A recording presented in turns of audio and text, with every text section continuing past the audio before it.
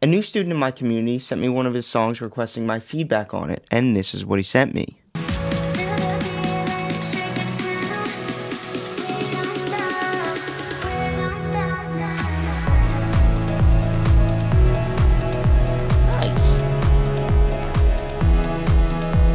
He said, would love feedback on my first music piece here. That is really good for a first music piece.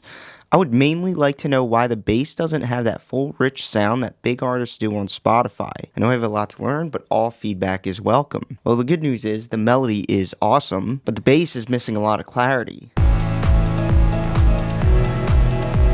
In a song like this, the bass should be crystal clear and very satisfying on the ears. So here's what we're going to do. My student gave me permission to hop into his project here and show him as well as you how I would approach adding the most professional, rich bass to a song like this. Whenever I make bass, I follow a simple 4-step process that anyone can benefit from. Let's go ahead and do this thing. Step 1 is to clean up the song. Can't just add bass if your song's not ready for it. He has 3 layers for his bass. When you are learning, don't layer your bass. It just creates a lot of complications, especially if you don't know how to mix yet.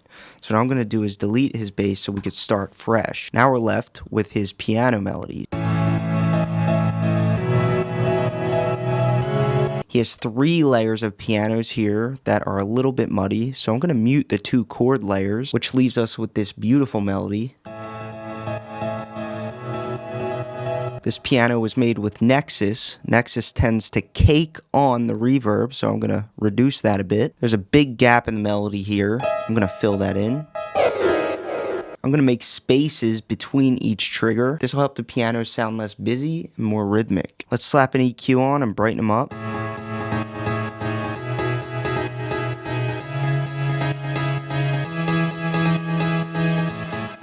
That's so satisfying. And one last critical step, we're going to cut the low frequencies out of this piano to make room for the bass. Remember, we want our bass to be crystal clear. That means we don't want any other instrument to have frequencies that compete with this frequency range. If we play the pianos without our low cut filter on it, look at all the frequencies that spill over into the sub-bass frequency range. That's just mud waiting to happen, and all those frequencies will take away from the clarity of the bass. So we're just going to cut those out.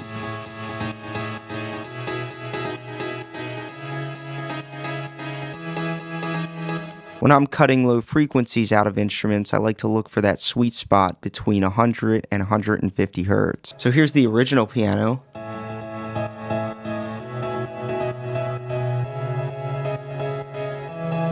And here's the cleaned up version.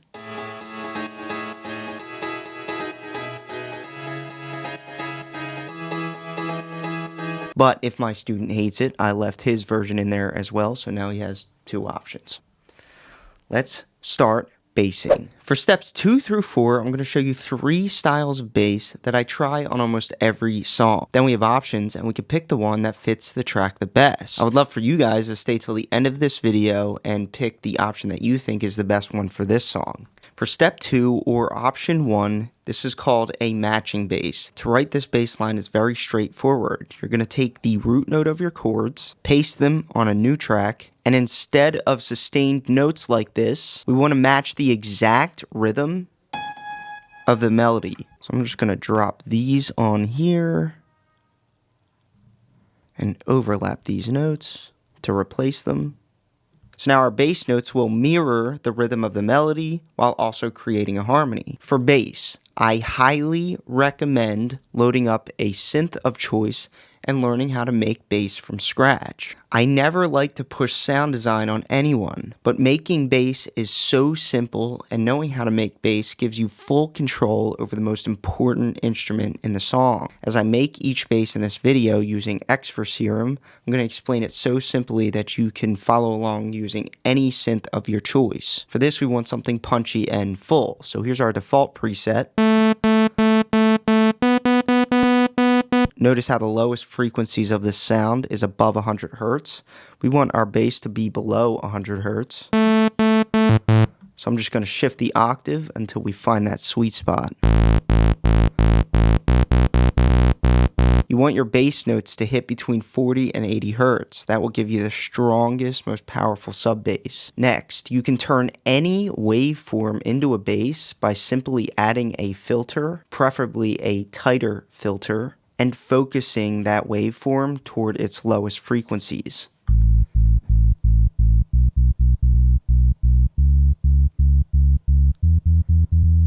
When you're at this stage, make sure to try different waveforms.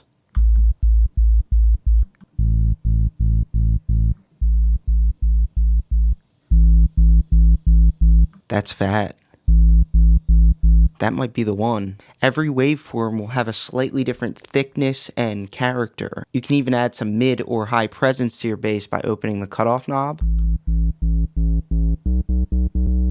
or adding a distortion plugin. Let's test it.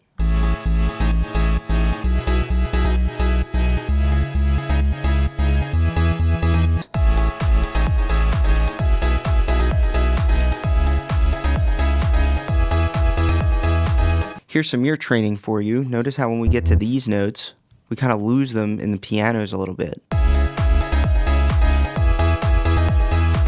That's because that note is getting a little too close to the frequencies of our piano. It's just a little too high on the piano roll. So what we could try to do is just pull that down an octave so there's enough space for these frequencies to exist peacefully.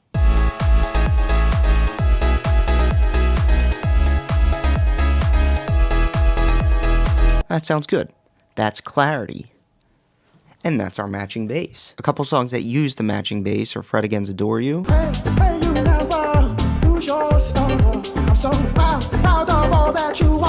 Notice how the pianos and the bass are hitting the same rhythm. And then the greatest matching bass in the world is Swedish House Mafia's One.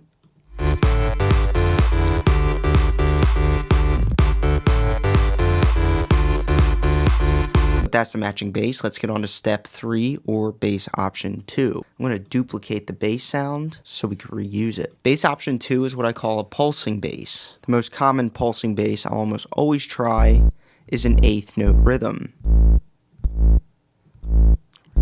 This is where your bass triggers 8 times per bar. And then you make sure the notes follow the root notes of your chords. That is important.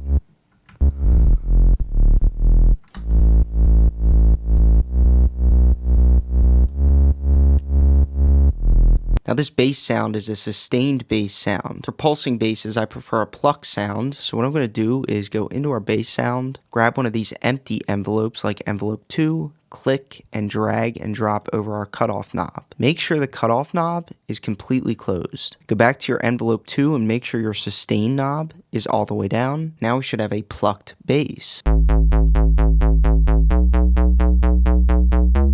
For plucked basses, I prefer a sawtooth waveform.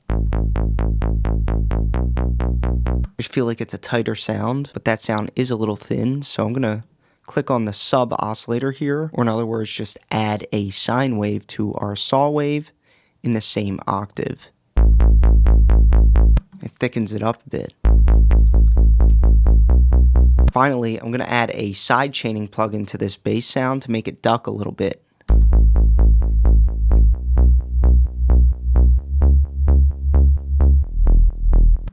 It really enhances the pulse. This plugin is called Kickstart 2. Now when we play everything together,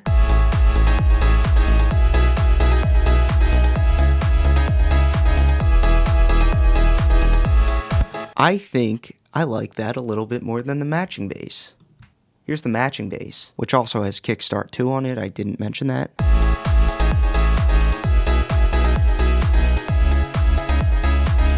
I feel like the matching bass moves the melody faster, but the pulsing bass gives a tighter, more foundational sound. A couple songs who crush the pulsing bass is Calvin Harris's Blessings.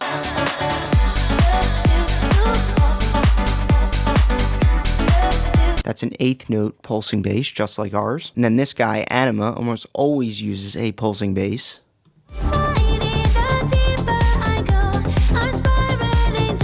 That is a 16th note pulsing bass, so it moves twice as fast as ours does. Okay, let's get on to step 3, which is the sustained bass. The sustained bass is the most reliable option of all the basses we tried today because it is the simplest. To make this bass, I'm going to grab the first bass sound, which is the matching bass, duplicate it, and instead of having our notes trigger like this, we're just going to delete the triggers and make one bass note per bar. In other words, the note choice for your sustained bass should match exactly the root notes of the chords. Now here's the sound we get.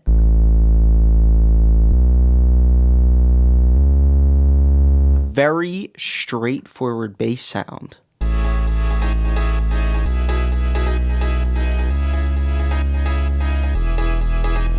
And again, it's so straightforward and basic that it will almost always work no matter what your chords and melodies are doing.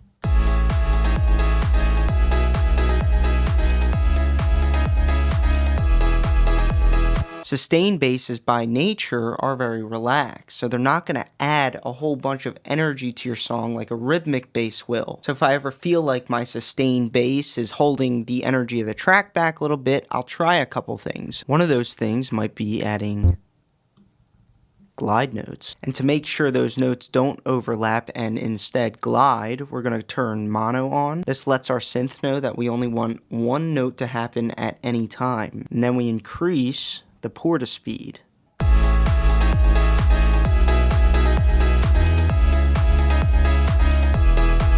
Another thing I might try with sustained basses is instead of going with the straight sub,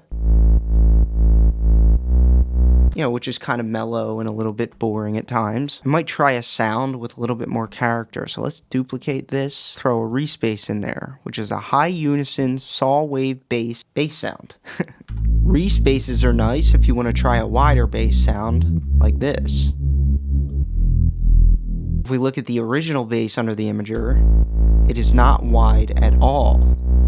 Now in bass world, that's not a bad thing. You get a more anchored, tighter sound with a monophonic sub bass like that. But that doesn't mean though that your wider basses don't also sound pretty cool.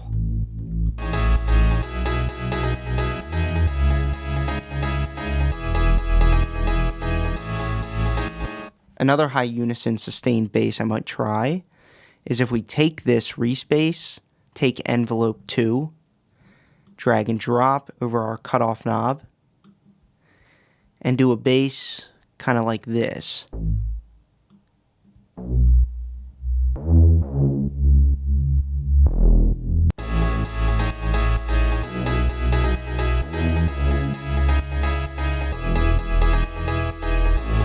Now sustained basses you'll find a lot in these relaxed genres like melodic house.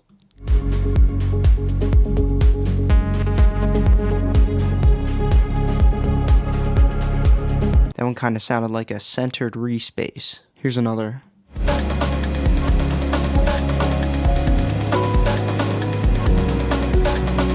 Very pretty. But that's your bass tutorial. Let me know in the comments which of these basses you think suits this song the best. Quick recap, here's our matching bass.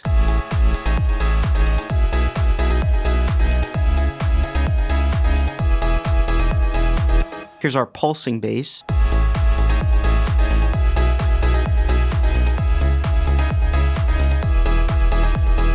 And here's our sustained bass.